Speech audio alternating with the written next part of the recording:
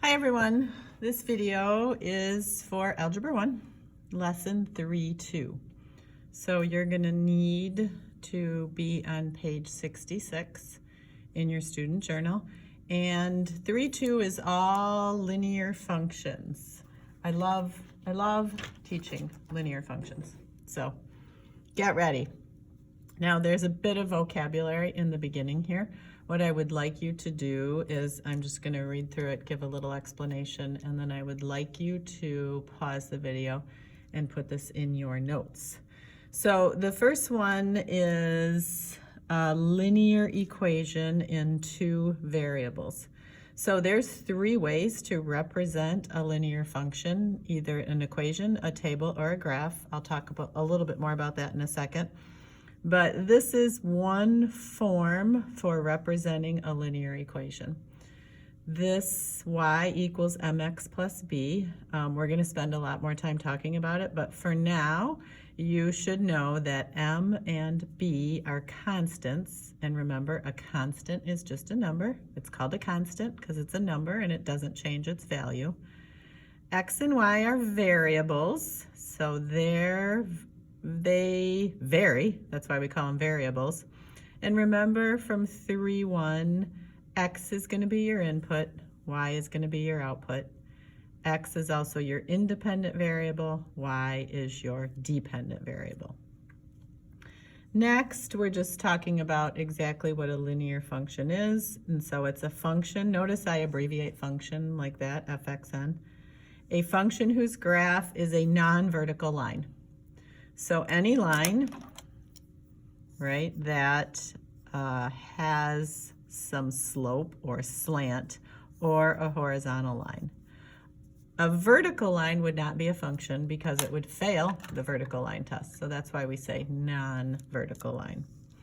And then this is just explaining what is not a linear function. A nonlinear function is a function that does not have a constant rate of change. We're going to talk about that more in a minute. And whose graph is not a line. So that one's easy to identify if you have a graph. And then a solution is going to be the x and y value that makes the equation true. So an equation is true, for example, if what you have on the left side is the same as what you have on the right side, and then you say, okay, that's true. So like I said, pause the video right here and go ahead and put that in your notes. Okay, hopefully you have your vocab all updated. I'm just going to flip to page 67 for a moment here. You don't need to, you can just watch this. And over here they talk about the different ways to represent a function. So the three main ways that we represent all functions in algebra is with an equation. So here's an equation of a line, y equals x plus 3. A table of values. When x is -1, your input is -1, your output is 2. And here is how I find my output using that equation. And then we can take these coordinate points and graph them.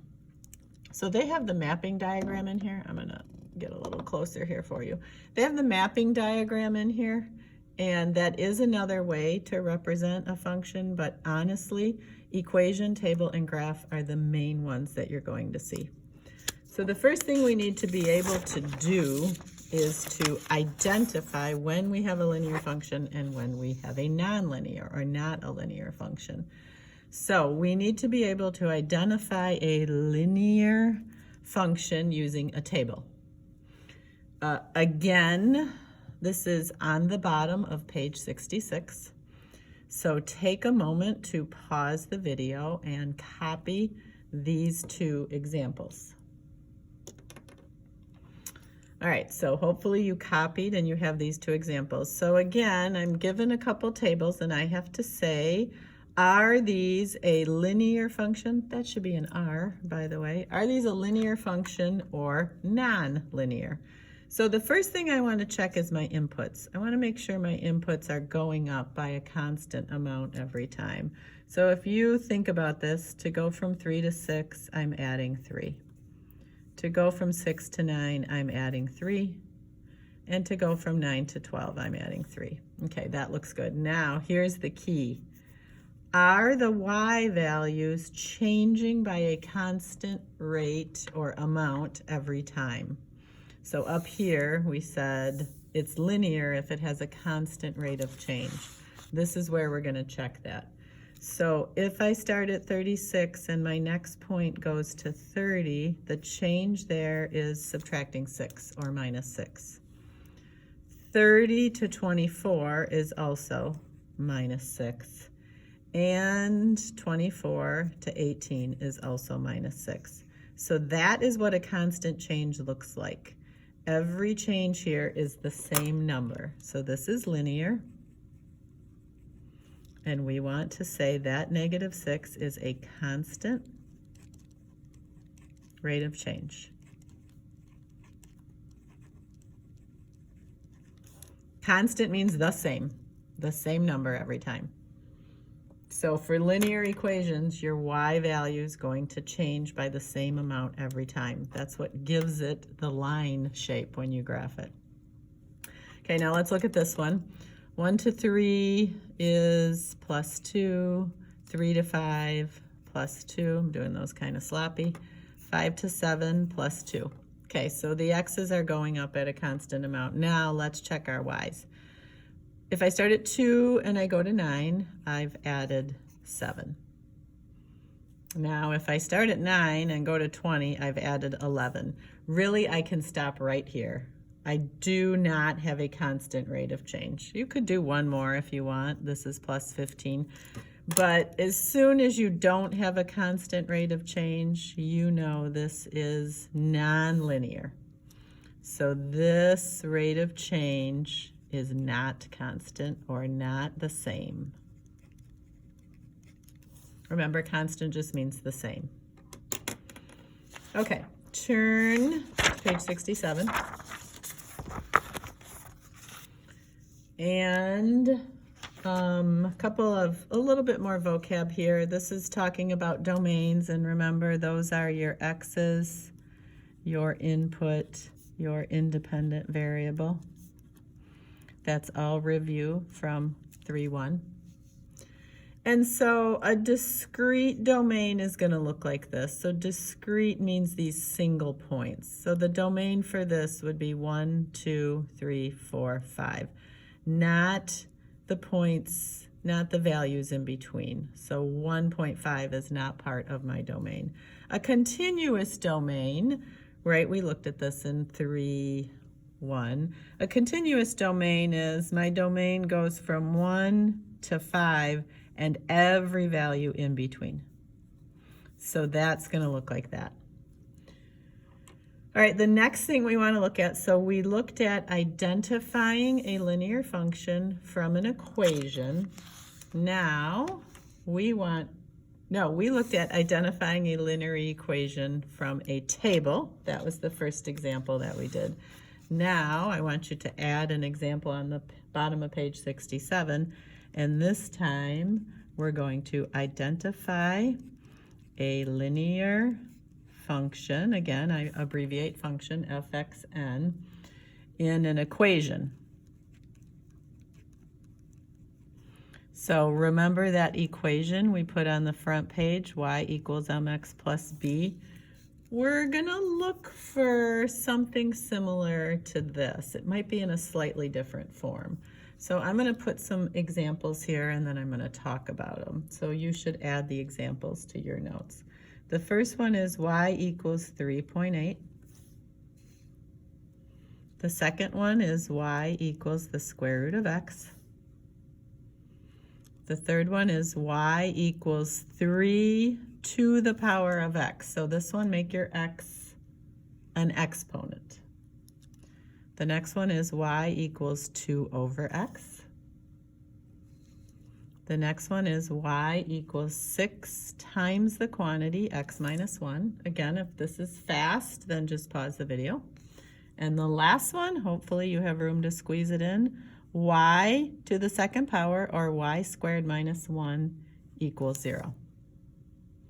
All right, so make sure you have all those in your notes, and then let's talk about them individually. So I'm going to go to the ones, first of all, that are not linear functions.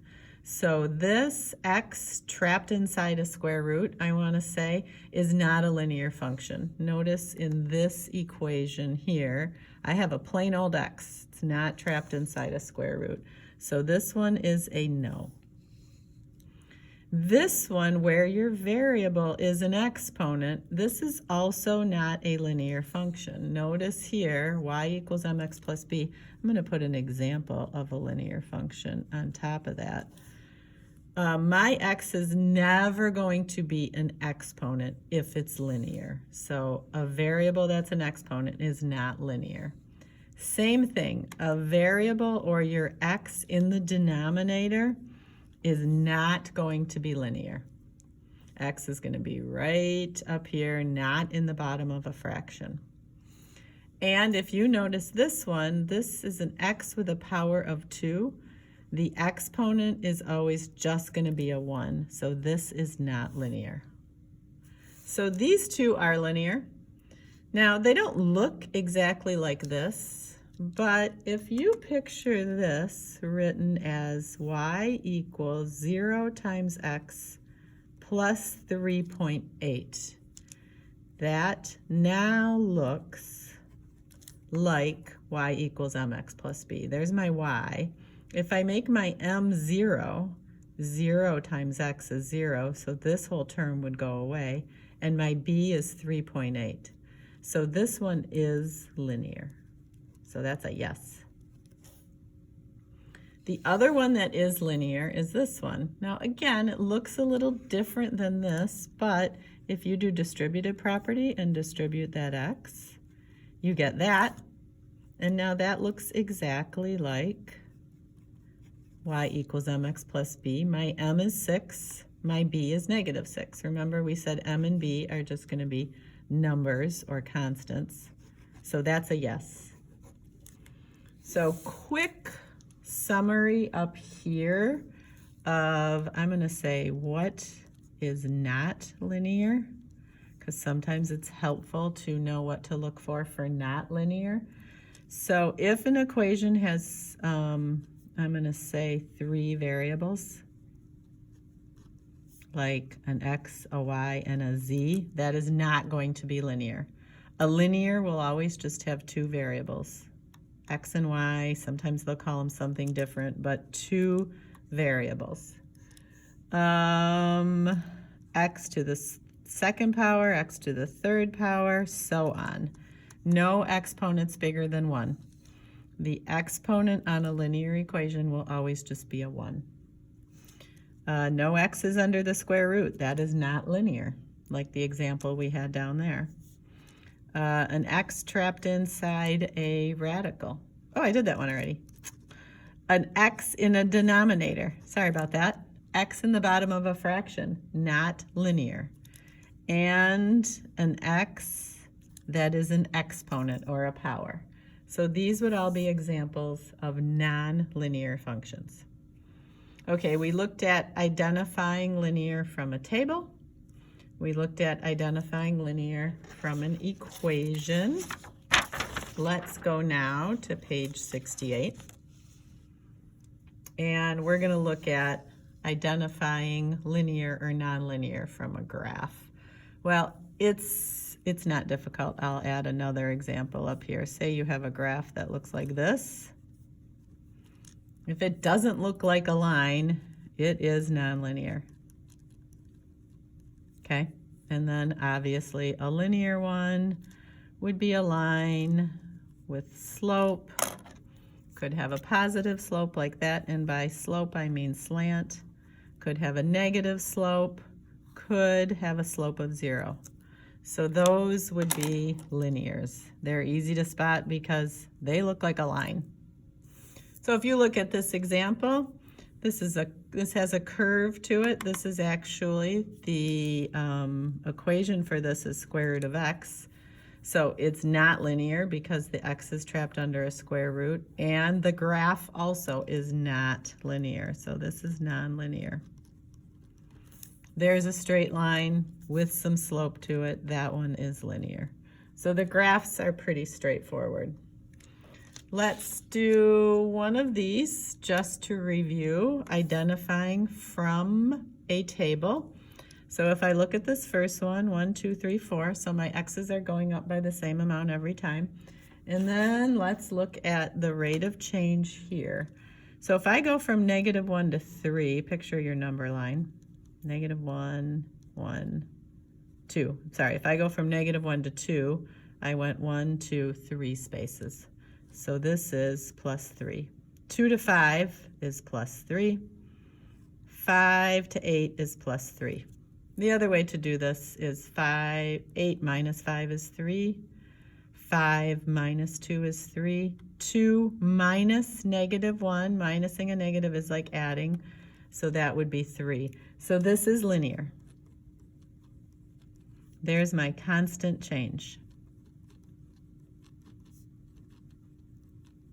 Remember, constant just means the same number. Okay, now this one, the x's are going up by 1 every time, so I'm good. Let's check the y's. If I start at 0 and I go to -1, I've gone -1. If I start at -1 and go to 3, or I'm sorry, -1 to 0, I've gone +1. So this is -1, this is +1. I already know it's not linear. Let's check the third one just to be sure. This is +3. So this is nonlinear. And this is not a constant change.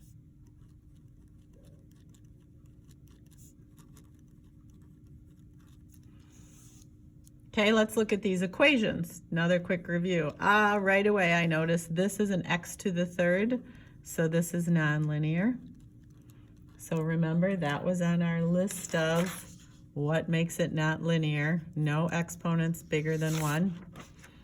This one looks good. It's written a little bit different, but if I just rearrange this, if I put the -2x in the front, keep that negative, it belongs to that too, and the 3 is positive in the back, now that looks like y equals mx plus b. My b is 3, my m is -2.